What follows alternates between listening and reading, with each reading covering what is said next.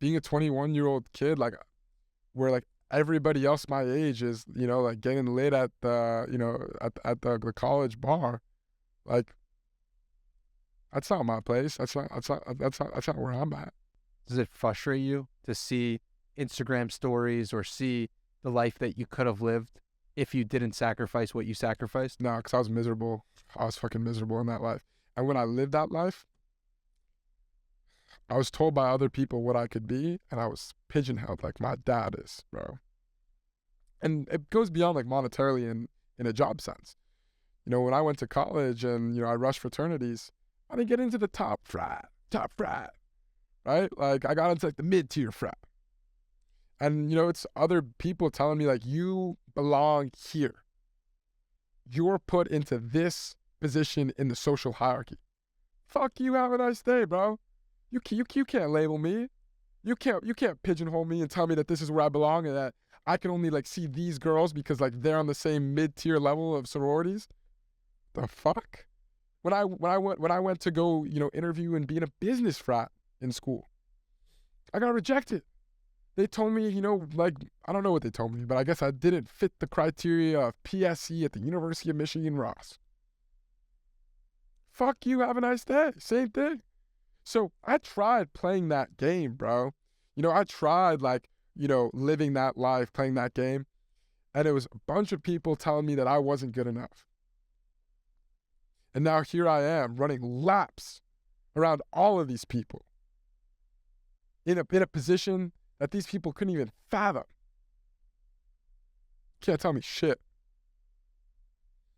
And I don't want to say, like, I don't want to come out of like a place of spite, but like, did that motivate me? Like, did that, fuel some of my fire? Absolutely. Do I have a bit of a chip on my shoulder? Absolutely. What are the chips that are still there?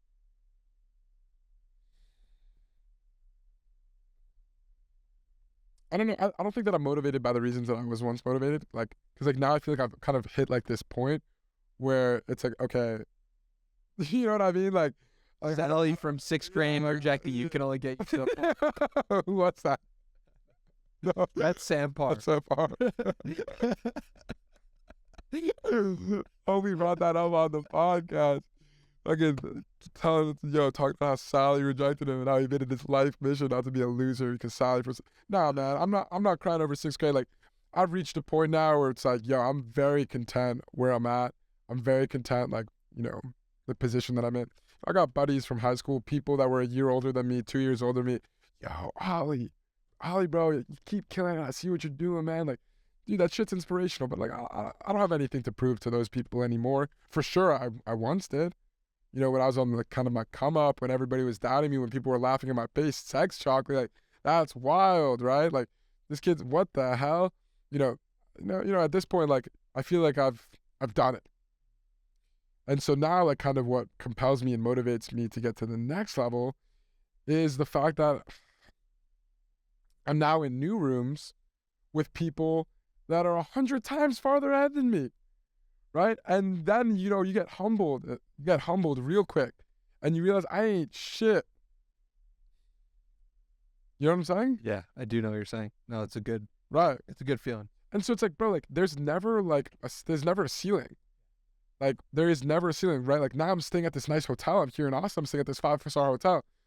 But am I in the suite? Okay, now let's say I'm in the suite. But are you in the presidential suite?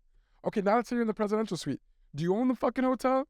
You know what I'm saying? Like, there's infinite levels to this game. And I don't know like how far I want to go. I don't have like this dream of being like a billionaire. Like I'm not like super motivated by money anymore. But you for sure realize like as you kind of get further and further ahead that you're still a small fish in a big pond. And there's still always going to be somebody that has a bigger boat or a nicer car or a shinier watch.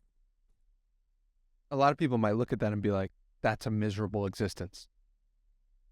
To live in that reality of, oh, someone always has it bigger than me and I got to beat them. What would you say to them? It doesn't upset me that somebody has a nicer watch. It inspires me, bro. It inspires me because you know what? The same way when I was 14 years old and looked at Al Maman and said, He wasn't doing anything different than what I'm doing. He's not made from a different blood. It's the same thing.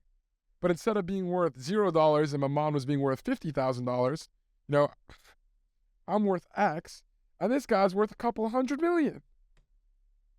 So I don't look at it and be like, oh, like, you know, fuck that guy, and like, you know, it's a miserable existence, and I'm just like this greedy little bastard that wants more and more and more and more. Like, nah, that ain't it.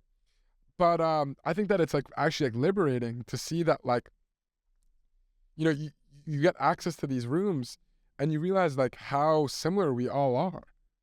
And I think that that's empowering. If anything, I think that it's motivating. I think that it shows me that it's within reach and I'm capable of it. And it pushes me to keep going even further. Money is the scoreboard. You hear a lot of people say that. Money is the scoreboard. It's true, man. You make impact, you create value, you do big things, and the money comes, the money follows. And the money is, in a lot of ways, a currency to reflect what you did. For you, it's probably like views and likes and comments and DMs. And guess what? Money will also come with that too, right? Like, and there's probably like a ratio. For every million views you get on your podcast, you probably see, you know, X $1,000 or X $100,000 or X $1 million.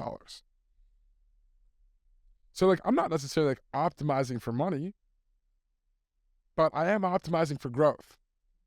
And the further ahead you go, the more money that comes with it.